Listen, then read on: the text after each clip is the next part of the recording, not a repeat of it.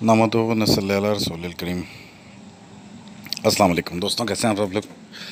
दोस्तों, ये कहानी जो आज मैं आप लोगों को सुनाऊंगा ना, तो आप लोग हैरान भी होंगे कि ये कैसी अजीबो-गरीब हमने कहानी सुन ली और आखिर मिला क्या है हमें ये सुन के, ये सब सुन के। तो दोस्तों, बात ये है कि राइटर्स बिला मकसद कहानी नहीं लिखते हैं, और फिर ये पुराने लोगों की बड़ी बरकत है।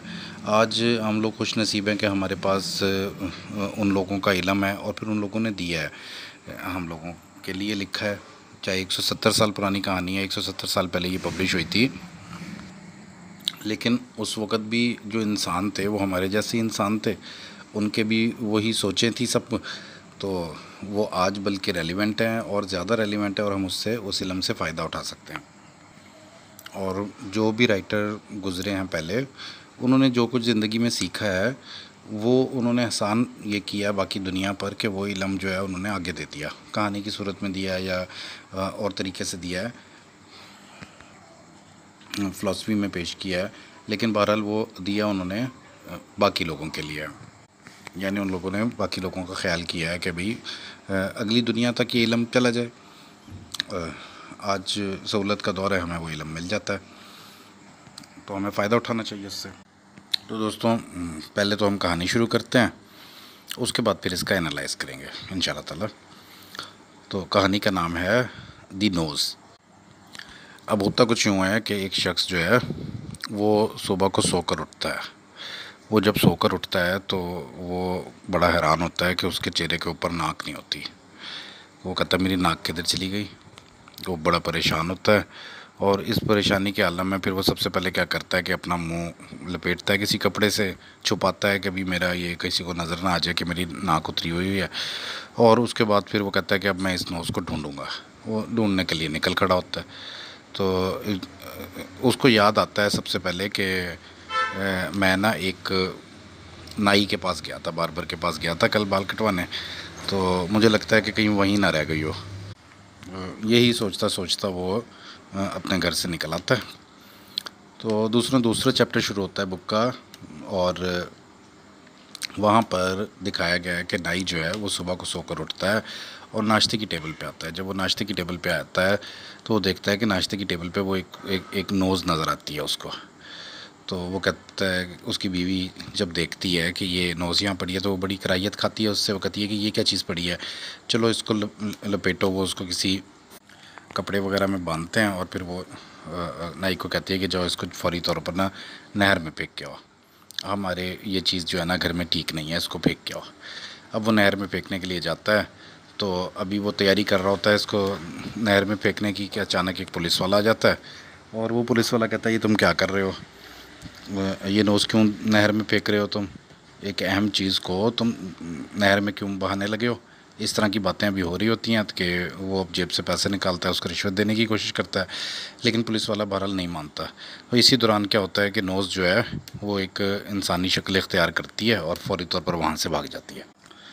अब दोस्तों, जिसकी नाक गायब हुई होती है वो परेशानी के आलम में इधर उधर जाता है, देखता है, घर में तलाश करता है, बाहर देखता है, लेकिन उसको नोज़ कहीं नहीं मिलती। अब वो फ़ैसला करता है कि मुझे ना पुलिस स्टेशन जाना चाहिए और रिपोर्ट लिखवानी चाहिए कि मेरी नोज़ जो है ना वो गुम गई है।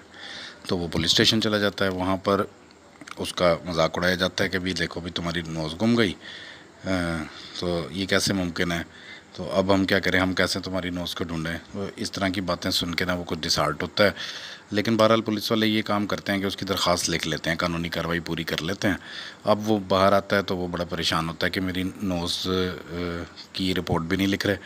तो अचानक से वो देखता है कि एक सड़क के ऊपर ना उसकी नोज़ एक अच्छा यूनिफॉर्म पहन के जा रही है, यानी उससे बड़े रैंक का यूनिफॉर्म उस नोज़ ने पहन रखा है, क्योंकि वो ख़ुद भी एक सिविल सर्वेंट होता है।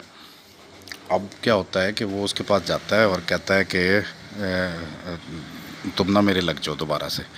तो वो नोज़ साफ मना कर देती है, कहती है नहीं मैं तो नहीं लगूंगी।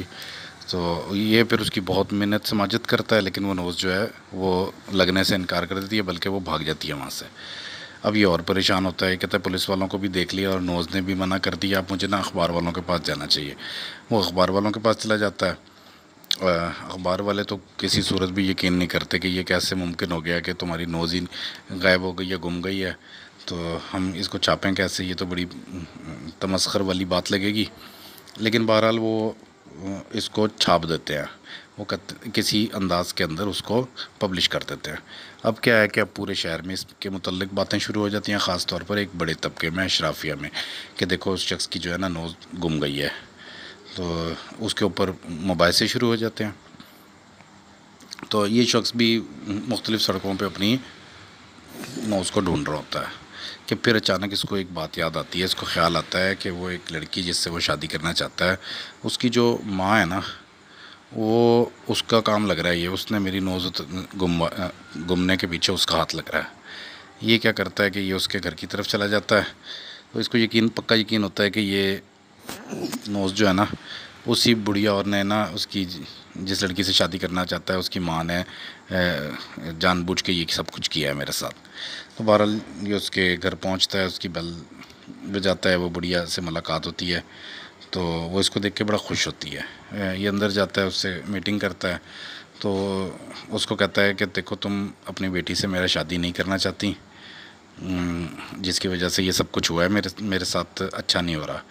तो वो बुढ़िया जब इसकी बातें सुनती है तो वो उसका इंटरव्यू लेती है और फिर साथ ही कहती है, यानी पूछती है कि तुम कौन हो, क्या काम करते हो, और साथ ही कहती है कि अच्छा मैंने तो कोई ऐसी बात नहीं की है, शायद लड़की ने तुम्हें कह दिया हो कि मैं यानी कि माँ जो हूँ मना कर रही हूँ इस रिश्ते के लिए, लेकिन बहरहाल तुम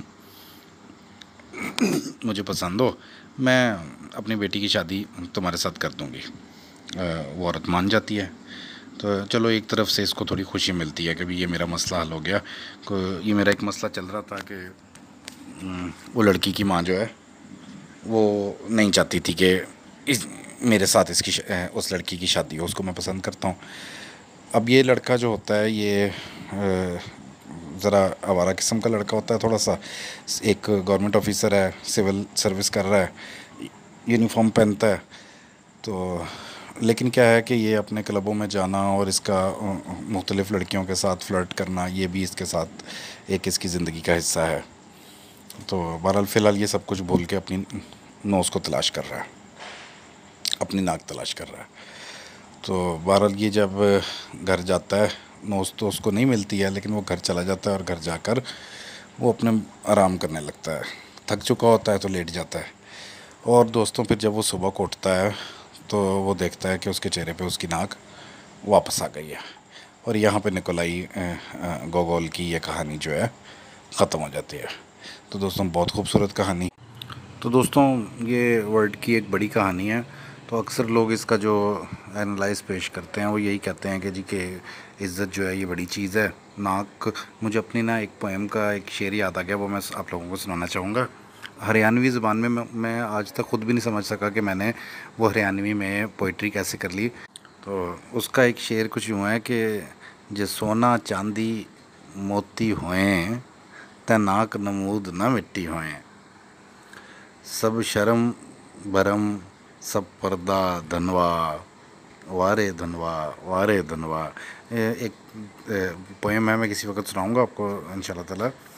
तो उसके अंदर भी ये नाक नमूद जो है, इसका हवाला इस नावल में, इस कहानी के अंदर दिया जाता है कि निकोलाई ने ये बताया है कि नाक ना हो, नमूद ना हो, इज़्ज़त ना हो तो फिर माशरे में बहुत से मसाइल का सामना करना पड़ता है और इंसान परेशान हो जाता है कि भाई अब ये इज़्ज़त को कैसे हासिल किया जाए।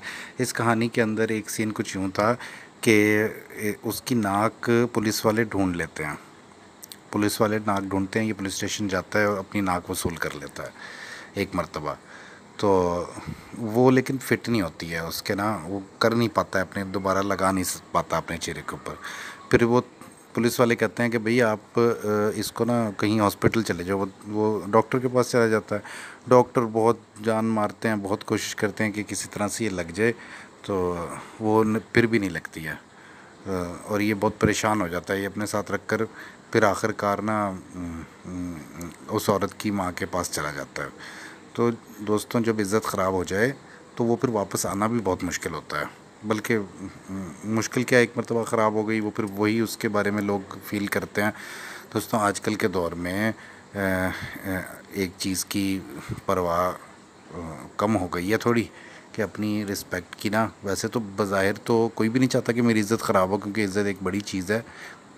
लेकिन दोस्तों कुछ लाइफस्टाइल हम लोगों के इस तरह के बन गए कि हम लोग एहतियात नहीं कर पाते। इस मामले में एहतियात आजकल के दौर में थोड़ी कम हो गई है। वो तो फिर जब बेइज्जती हो तो फिर ये शख्स को जैसे मसाइल पेश आए थे, इस तरह का फीलिंग आ जाती है इंसान की। उस वक्त पता लगता है कि मेरे साथ हुआ क्या है, और परेशान होता है इंसान फिर।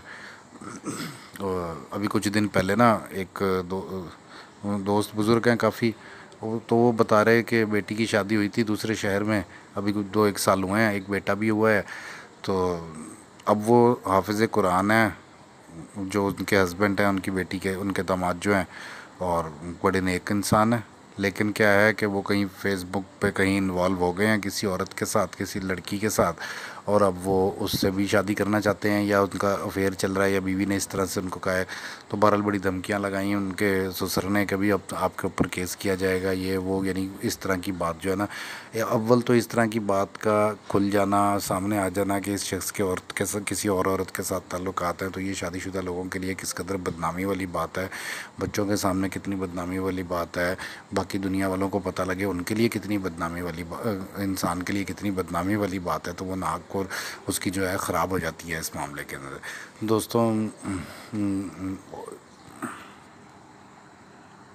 तो एक मरतबा इज़्ज़त ख़राब हो जाए फिर परेशानी इतनी।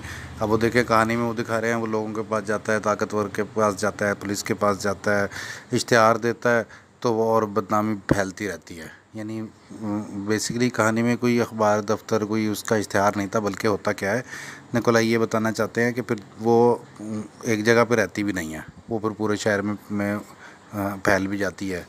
क्योंकि एक दफ़ा बात मुंह से निकल जाए तो फिर वो हर किसी को पता लगती है, कौन लोग मज़े ले लेकर एक दूसरे को बताते हैं। तो यह है कि इस चीज़ की बहुत ज़्यादा परवाह करनी चाहिए। बुज़ुर्गों ने शफ़क़त की है कि ऐसी बातें हमें बताई हैं, चाहे 170 साल पुरानी बात है, लेकिन एक आज भी रेलिवेंट है, और शायद हमेशा रहेगी कि अभी अपनी रिस्पेक्ट की बहुत ज़्यादा ख्याल रखना चाहिए। बोलचाल के अंदर, मामलात के अंदर, घरेलू मामलात के अंदर, बाहर के मामलात के अंदर, और फिर ख़ास तौर पर इस किस्म के मामलात में जिसमें बहुत ज़्यादा बदनाम होने का ख़तरा है, तो ये बदनामी इंसान मोल नहीं ले सकता, क्योंकि ये इंसान को बहुत ज़्यादा बेचैन और उसके सुकून को ख़राब कर डालेगी। इंसान अपने ही अंदर सोचता रहेगा कि यार ये मेरे साथ क्या हुआ है, मैं तो मुंह दिखाने जोगा नहीं रहा। तो बहुत ज़्यादा एहतियात के साथ आजकल के दौर में ख़ास तौर पर ज़िंदगी को गुजारना चाहिए। दोस्तों मुझे इसके साथ इजाज़त दें, तो अल्लाह ने के बयान।